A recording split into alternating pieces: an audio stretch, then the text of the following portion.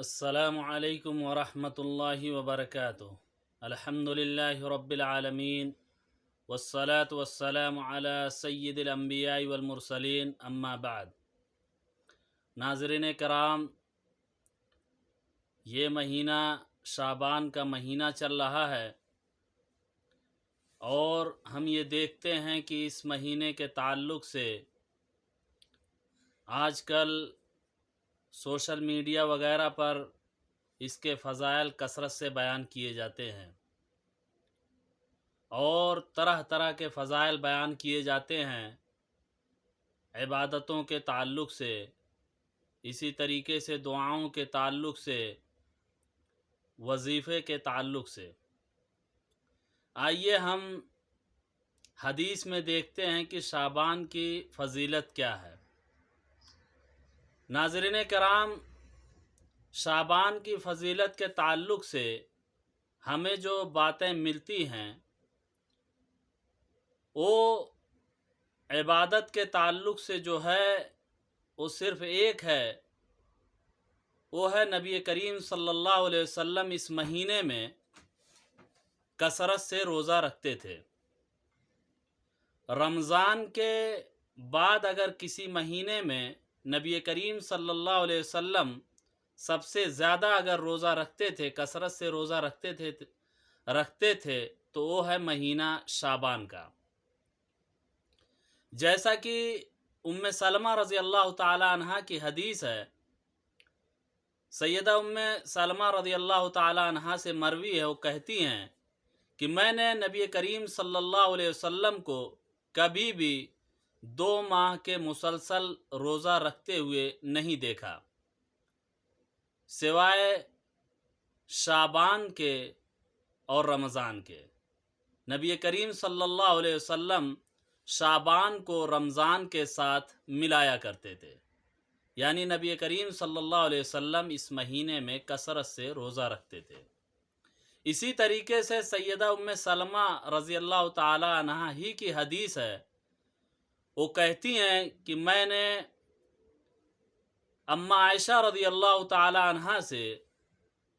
نبی کریم صلی اللہ علیہ وسلم کے روزوں کے تعلق سے سوال کیا، ان سے پوچھا، دریافت کیا کہ آپ صلی اللہ علیہ وسلم کیسے روزہ رکھتے ہیں۔ حضرت عائشہ رضی اللہ تعالی عنہا کہتی ہیں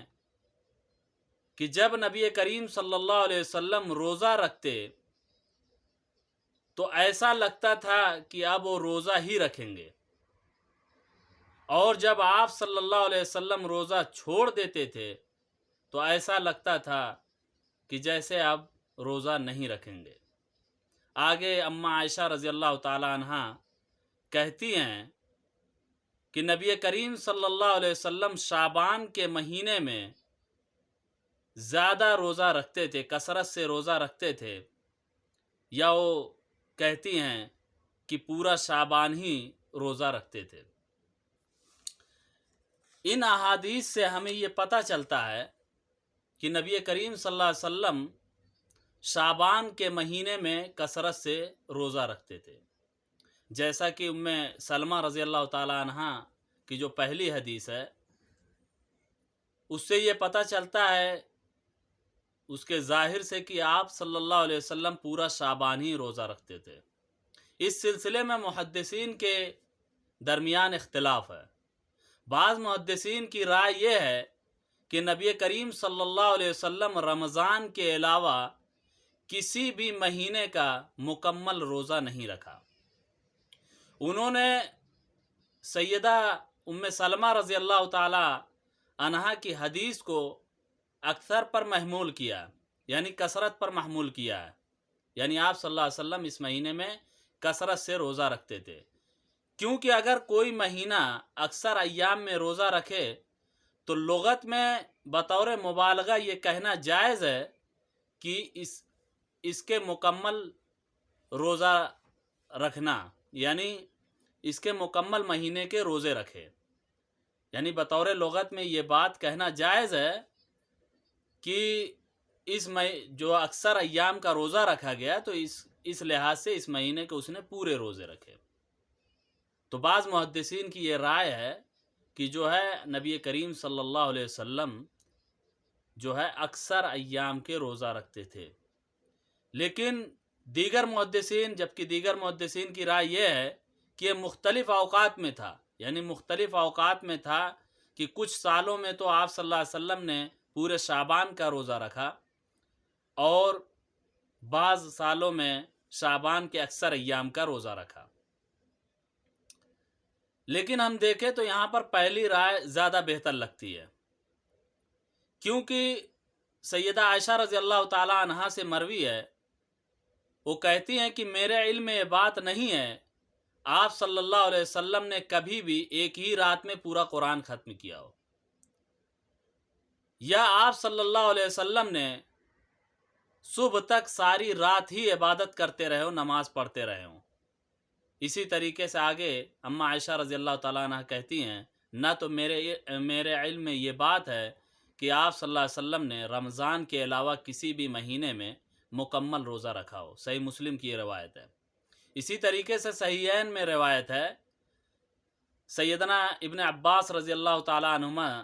سے مروی ہے کہ نبی کریم صلی اللہ علیہ وسلم رمضان کے علاوہ کسی بھی مہینے میں مکمل روزہ نہیں رکھا۔ تو ان احادیث سے بھی ہمیں یہ پتہ چلتا ہے کہ نبی کریم صلی اللہ علیہ وسلم شعبان کے مہینے میں کثرت سے روزہ رکھتے تھے۔ تو ہمیں عبادت کے تعلق سے یہ فضیلت تو ملتی ہے کہ شعبان کے مہینے میں اللہ کے رسول صلی اللہ علیہ وسلم رمضان کی تیاری میں کثرت سے روزہ رکھتے تھے۔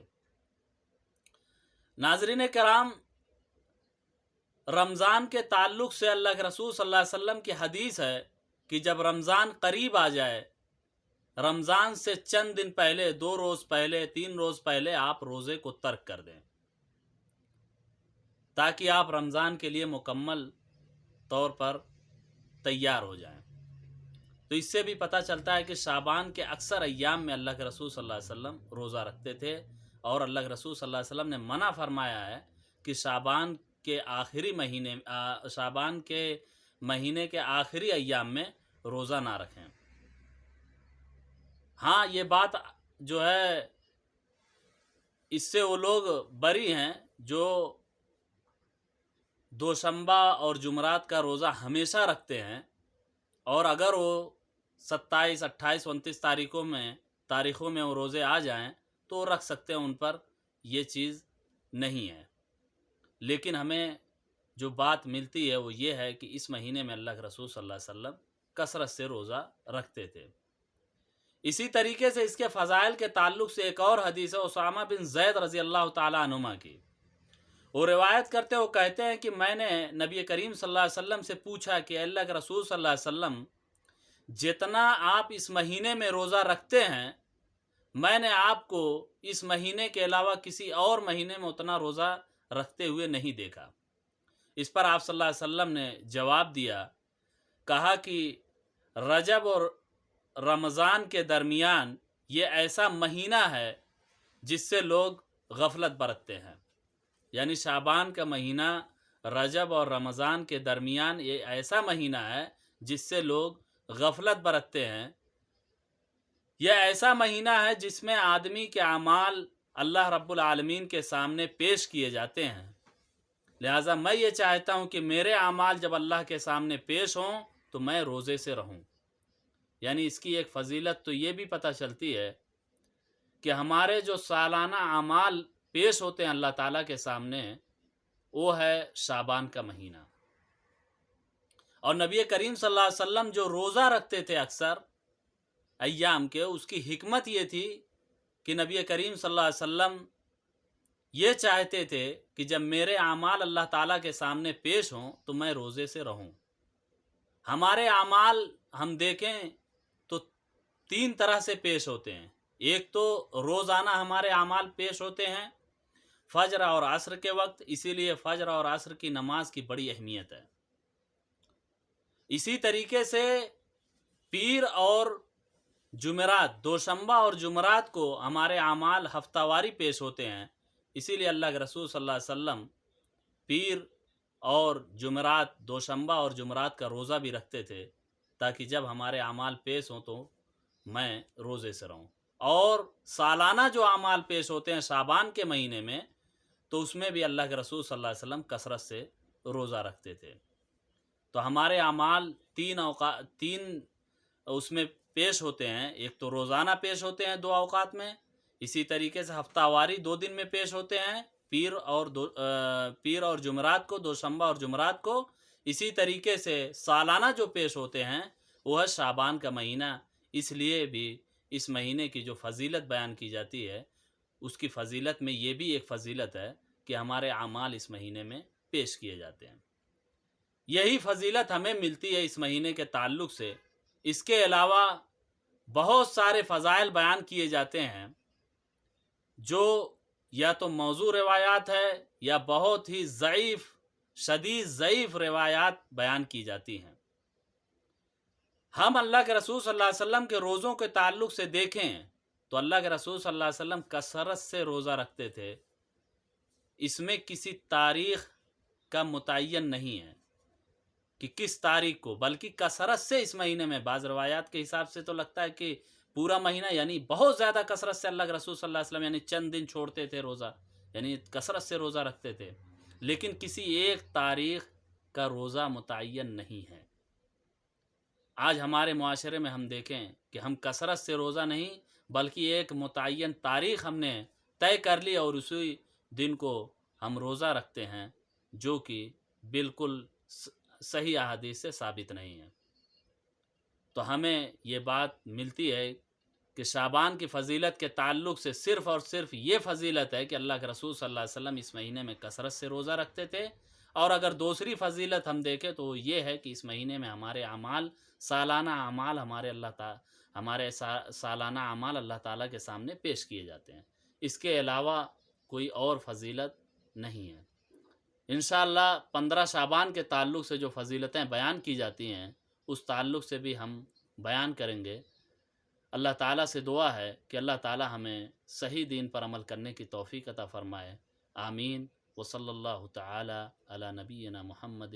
وعلی آلہ وصحبہ اجمعین۔